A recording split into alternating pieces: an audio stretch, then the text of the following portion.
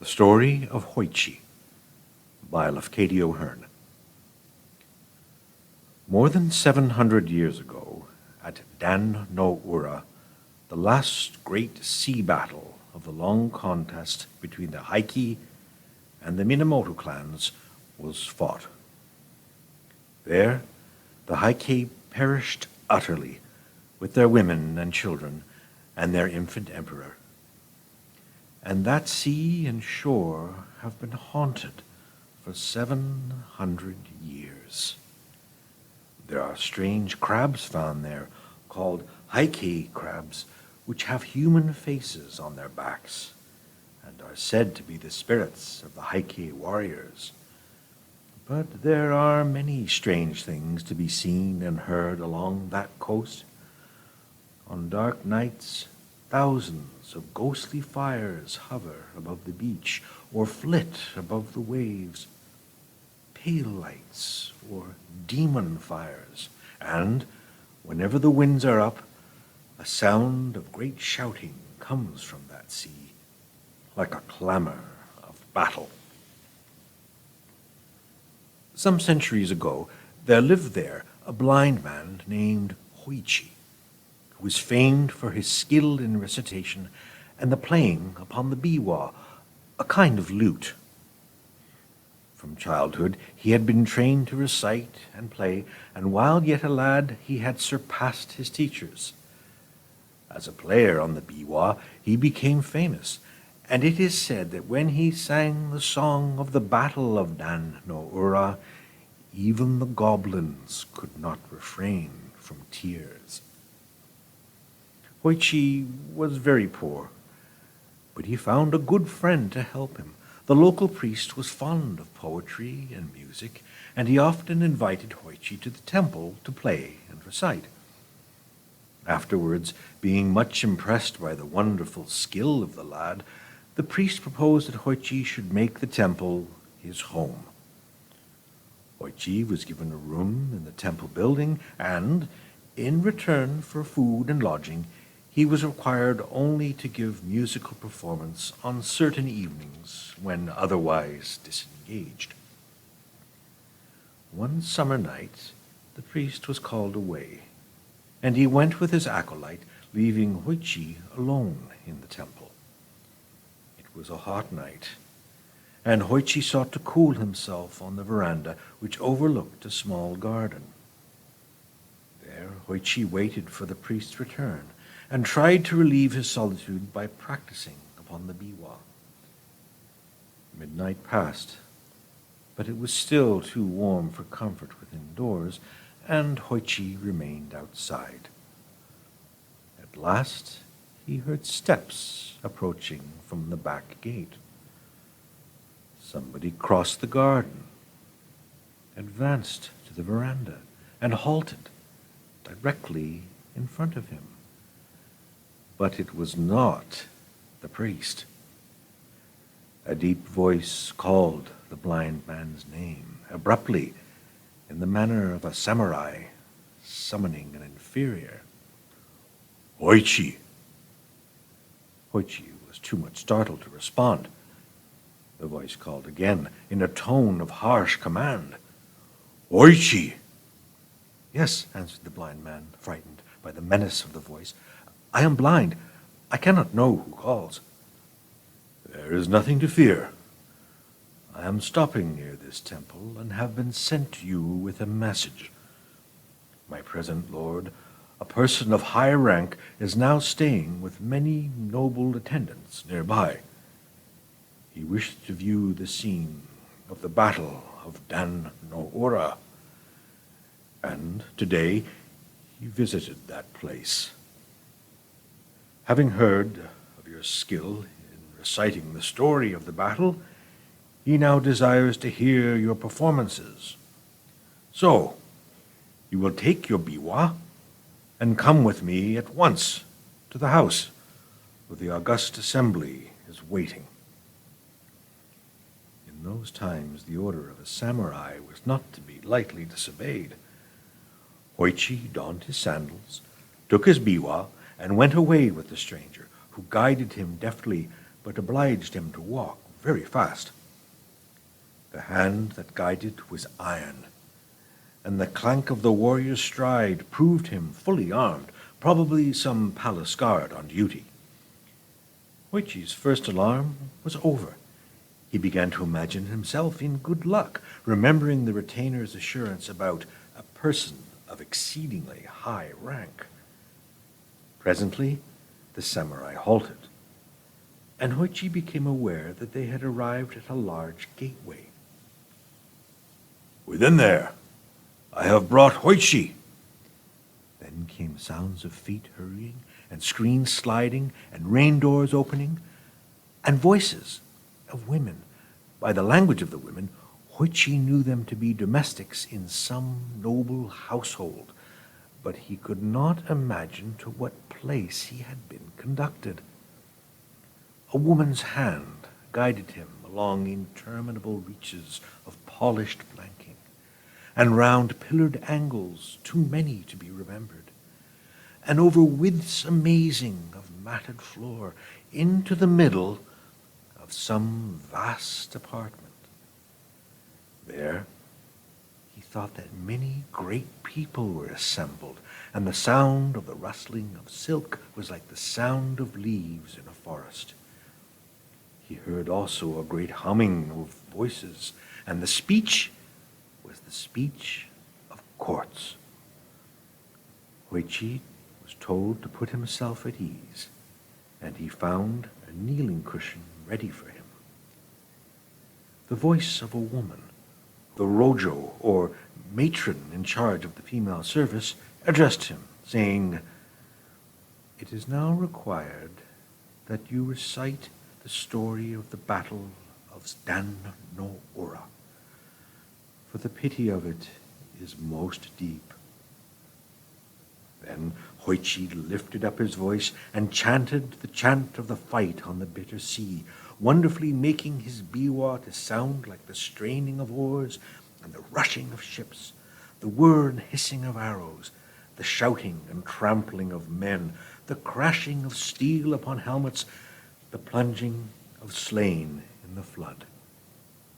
And to the right and to the left of him, in the pauses of his playing, you could hear the murmur of voices praising, "How marvelous an artist!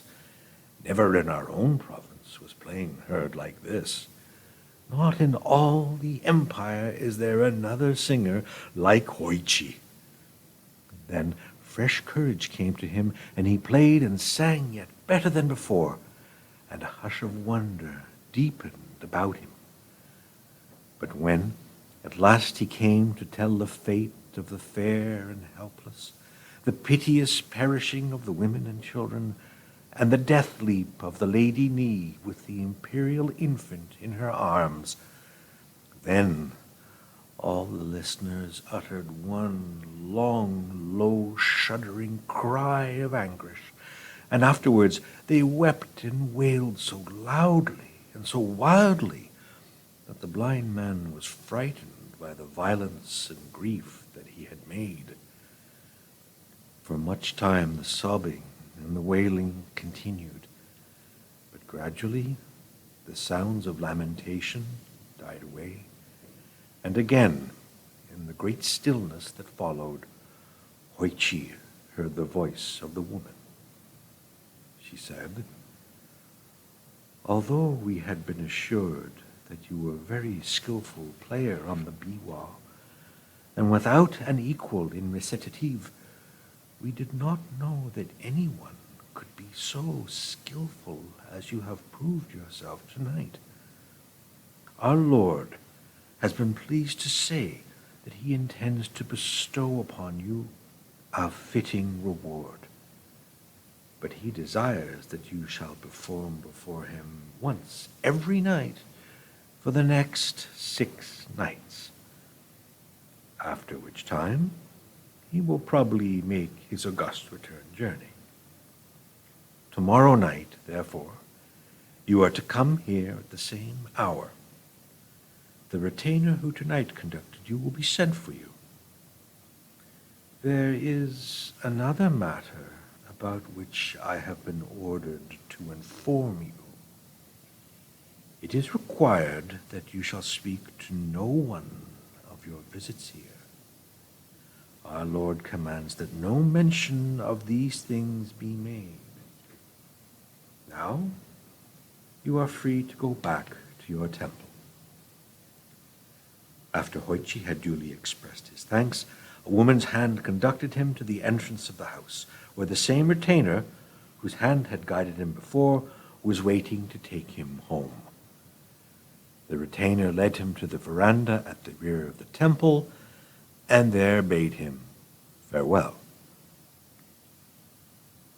It was almost dawn when Hoichi returned. He was summoned to the presence of the priest, who said to him in a tone of kindly reproach, "We have been very anxious about you, friend Hoichi. To go out, blind and alone, at so late an hour, is dangerous. Why did you go without telling us? I could have ordered a servant to accompany you. And where have you been?" Hoichi answered evasively, "Pardon me, kind friend. I had to attend some private business, and I could not arrange the matter at any other hour." The priest was surprised rather than pained by Hoichi's reticence. He felt it to be unnatural and suspected something wrong. He did not ask any more questions, but he privately instructed the men servants of the temple to keep watch upon Hoichi's movements and to follow him in case that he should again leave the temple after dark. On the very next night, Hoichi was seen to leave the temple, and the servants immediately lighted their lanterns and followed after him. But it was a rainy night and very dark, and before the temple folk could get to the roadway, Hoichi had disappeared.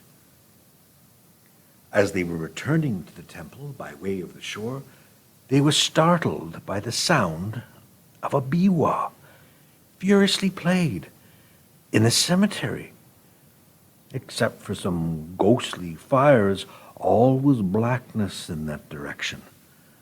But the men at once hastened to the cemetery, and there, by the help of their lanterns, they discovered Hoichi, sitting alone in the rain before the memorial temple of the infant emperor, making his biwa resound, and loudly chanting the chant, "The Battle of Dan no Ura." And behind him, and about him, and everywhere above the tombs, the fires of the dead were burning like candles. Never before had so great a host of spirits appeared in the sight of mortal man. "Hoichi-san! Hoichi-san!" the servants cried. "You are bewitched! Hoichi-san!" But the blind man did not seem to hear. Strenuously he made his biwa to rattle and ring and clang. More and more wildly he chanted the chant of the Battle of Dan no Ura. They caught hold of him. They shouted into his ear, "Hoichi-san! Hoichi-san! Come home with us at once!" Sure that he had been bewitched, they now seized him and pulled him up to his feet. They hurried him back to the temple, where he was immediately relieved of his wet clothes. Then the priest insisted upon a full explanation of his friend's astonishing behavior. Hoichi long hesitated to speak, but at last, finding that his conduct had really alarmed and angered the good priest, he decided to abandon his reserve, and he related everything that had happened from the time of his first visit of the samurai. "Hoichi, my poor friend, you are now in great danger. How unfortunate that you did not tell me all this before. Your wonderful skill in music has indeed brought you into strange trouble. By this time, you must be aware that you have not been visiting any house whatsoever, but have been passing your nights in the cemetery, among the tombs of the Heike, and it was before the memorial tomb of the infant emperor that our people tonight found you sitting in the rain. All that you have been imagining was illusion, except the calling of the dead. By once obeying them, you have put yourself in their power. If you obey again, after what has already occurred, they will tear you to pieces. But they would have destroyed you sooner or later in any event. I shall not be able to remain with you tonight, but before I go, it will be necessary to protect your body by writing holy texts upon it. Before sundown, the priest and his acolyte stripped Hoichi. Then, with their writing brushes, they traced upon his breast and back, head and face and neck, limbs and hands and feet, even upon the soles of his feet, and upon all parts of his body, text of Holy Sutra. When this had been done, the priest instructed Hoichi, saying, "Tonight, as soon as I go away, you must seat yourself on the veranda and wait. You will be called, but whatever may happen, do not answer. And do not move. Say nothing, and sit still, as if meditating. If you stir or make any noise, you will be torn to pieces. Do not get frightened, and do not think of calling for help, because no help could save you. If you do exactly as I tell you, the danger will pass, and you will have nothing more to fear." After dark, the priest and the acolyte went away, and Hoichi seated himself on the veranda according to the instructions given him. He laid his biwa on the planking beside him, and, assuming the attitude of meditation, remained quite still, taking care not to cough or to breathe audibly. For hours he stayed thus. Then, from the roadway, he heard the steps coming. They passed the gate, crossed the garden, approached the veranda, stopped directly in front of him. "Hoichi!" But the blind man held his breath and sat motionless. "Hoichi!" grimly called the voice a second time. Then a third time, "Hoichi!" Hoichi remained as still as a stone, and the voice grumbled, "No answer. That won't do. Must see where the fellow is." There was a noise of heavy feet mounting upon the veranda.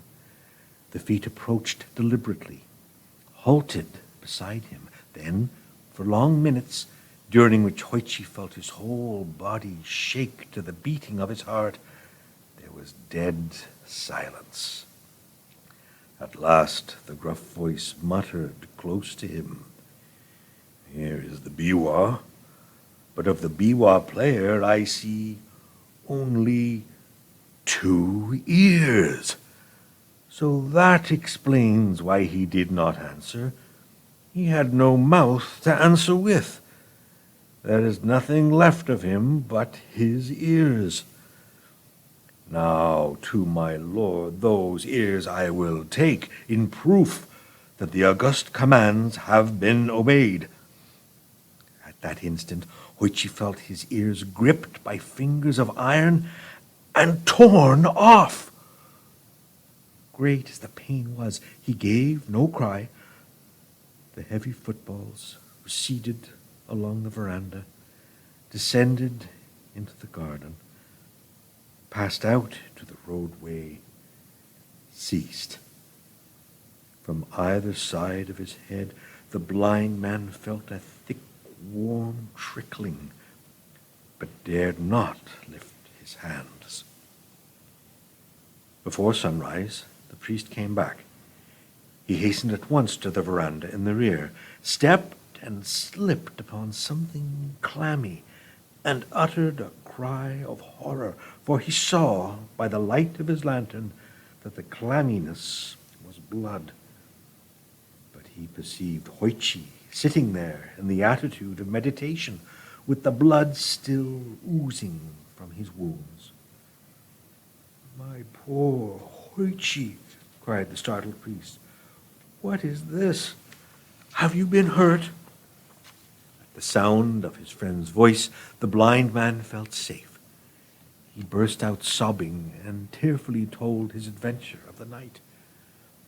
"Poor, poor Hoichi," the priest exclaimed. "All my fault, my very grievous fault.